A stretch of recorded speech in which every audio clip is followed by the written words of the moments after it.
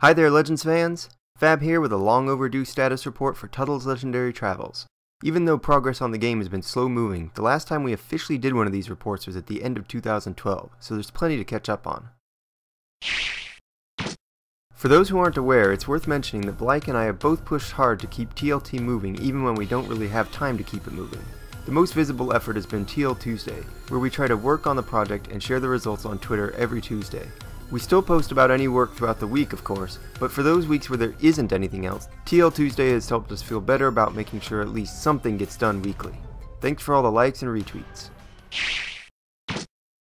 Tuttle's Legendary Travels needs so many 3D models, and I'd like to think I've done a fair job of keeping them coming. Earlier on I was focused on the main cast like Air Pirates Sirocco and Nodin, and Tuttle's mechanic friend Mona.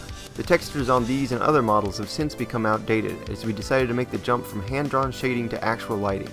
This not only speeds up the texturing process but also solved a number of technical aspects we were caught up on. In updating Tuttle's style, we decided it was time to re-examine what our hero needed to be, so he also received some design upgrades as well. One of my favorite things on the modeling front has been working on the game's intro environment, Gold City. Like the game itself, there are so many different aspects to consider when creating a full environment, and I feel like I've learned a lot through the process.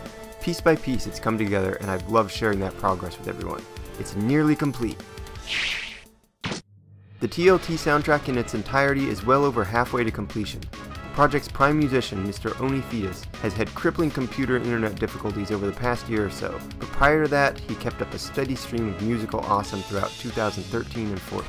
Some of the amazing tracks he completed in that time will be the game's most memorable, iconic pieces like Malt Island, the Sturmforce theme, and several deliciously freaky and intense Ruins and Reaverbot boss battles. We're still keeping most of these masterpieces under wraps for the time being, but trust us, they're fantastic. By the way, it's his wonderful work you're hearing in the background throughout this entire status report. The Quint Islands have been expanded greatly through concept art. In addition to his musical offerings, Mr. Oni Fetus has sketched up some great underground imagery for us, while Jitter helped fill in the overworld with island and city sketches that were hugely important for our last event, and still are in helping visualize the world we intend to create. Speaking of TLT's last community event, it's been a while. As we've stated before at various times and places, the community enthusiasm for TLT was overwhelming right from the get-go, and as a result we sort of rushed the events along to take advantage of everyone's creative passion. Unfortunately, the events got way ahead of the game's own development, and it seemed pointless to continue asking for people to join in on a game we ourselves weren't making much headway on. Things are moving again now, so maybe we can catch up and who knows, maybe roll out the next event before the year is out. In the meantime, we're still working on bringing previous event winners' creations to life, like this subgate entrance designed by Avalon 1 in event number 8, and Tapu Rouletto designed by Axel in event number 5. Once again, we'd like to thank everybody who participated in past events, and we hope you'll be around for the upcoming ones, whenever they may be. Hey everybody, Blika here to wrap things up. While programming is the most important part of the development, it's unfortunately also been the rockiest.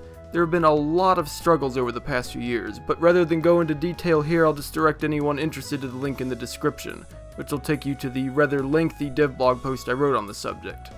To summarize, despite the huge number of hurdles, things are finally getting on track and the engine is going in what I hope is a good direction for the first time, which brings this video to its final topic. Tuttle's Legendary Travels recently turned 4 years old, and it was fortunate timing that things came together on the programming front just in time for us to finally get a new playable demo out for the occasion.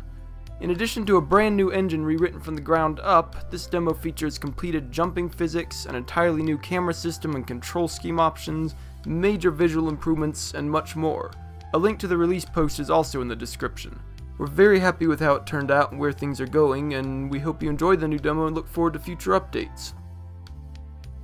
All in all, TLT has had a pretty rocky development so far, and we're sure plenty of people have lost interest or faith in the project as a result. It's understandable, but the fact is that the most necessary quality for any long-term project is persistence, and we hope this shows that we definitely have that.